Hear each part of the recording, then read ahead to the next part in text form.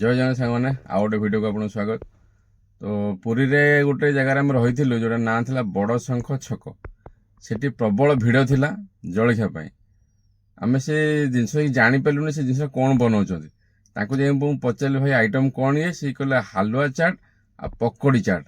ମୋତେ ଟିକେ ନୂଆ ଲାଗିଲା ଶୁଣିକି। ମୁଁ କହିଲି କ'ଣ ହାଲୁଆ ଚାଟ୍ ପକୋଡ଼ି ଚାଟ୍, କିନ୍ତୁ ଭିଡ଼ ଥିଲା ବହୁତ। ତ ପାଖାପାଖି 10 ମିନିଟ୍ ପରେ ଆମକୁ ଖାଇବାକୁ ପ୍ଲେଟ୍ ମିଳିଲା। ତେଣୁ ଭିଡ଼ିଓ ବନେଇବା ପୂର୍ବରୁ ଆମ ହାତକୁ ପ୍ଲେଟ୍ ପଳେଇ ଆସିଥିଲା। ତେଣୁ ଆମେ ଖାଇଲୁ ଗୋଟେ ଥର। ମେସେଜ୍ କଲେ ନାଇଁ ଟେଷ୍ଟ ବହୁତ ବଢ଼ିଆ ଅଛି, ଭିଡ଼ିଓ ବନା। ତ ସବୁବେଳେ ଭିଡ଼ିଓ ବନେଇଲା ପରେ ଆମ ହାତକୁ ପ୍ଲେଟ୍ ଆସେ, କିନ୍ତୁ ଓଲଟା ଏଥର ହେଲା। ତ ନିହାତି ଦେଖନ୍ତୁ, ଯଦି ଆପଣ ସେଇପଟେ ପୁରୀ ଯାଉଛନ୍ତି ନା ସନ୍ଧ୍ୟାବେଳେ ଆସିବେ ବଡ଼ ଶଙ୍ଖ ଛକ ପାଖରେ, ସେଠି ଆପଣ ଖାଇକି ଥରେ ଯାଆନ୍ତୁ, ଜାଣିବେ ଟେଷ୍ଟ କେତେ ବଢ଼ିଆ। ଆଉ ରେଟିଂ ହେଉଛି 10ରୁ 10, ବାହୁନି ପାରିବେନି। ସିଏ ଦେଉଛନ୍ତି, ଆମେ ପକୋଡ଼ି ଚାଟ୍ଟା ଖାଇଲୁ, ସେ ମିଶେଇ ଦେଉଛନ୍ତି, ମାନେ ପକୋଡ଼ି ହାଲୁଆ ଆଉ ଗୋଟେ ବୁଟ ବି ମିଶେଇ ନଡ଼ିଆ ଫଡ଼ିଆ ପଡ଼ିଥିବ।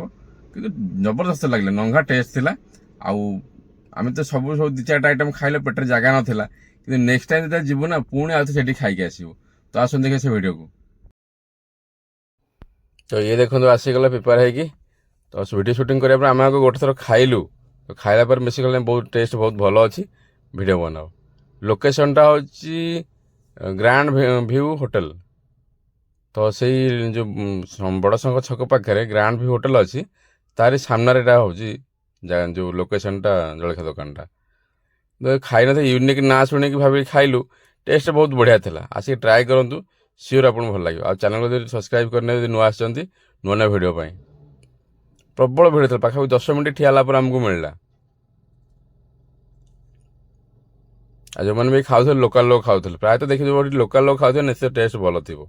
ସେ ଯେଉଁ ପକୋଡ଼ିଟା ଦେଉଛନ୍ତି ନା, ଆଳୁ ପକୋଡ଼ି ଦେଉଛନ୍ତି, ସରୁ ସରୁ କରି କାଟିଛନ୍ତି, ବହୁତ ଭଲ ଲାଗିଲା। ପ୍ଲେଟ୍ ଥିଲା 30 ଟଙ୍କା, ବଜେଟ୍ ଫ୍ରେଣ୍ଡଲି ଥିଲା।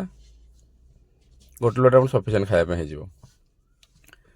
ତ ଆସି ଜିନିଷ ଟ୍ରାଏ କରନ୍ତୁ, ଆଉ କମେଣ୍ଟରେ ଜଣାଇବେ ଆପଣଙ୍କୁ କେମିତି ଲାଗିଲା।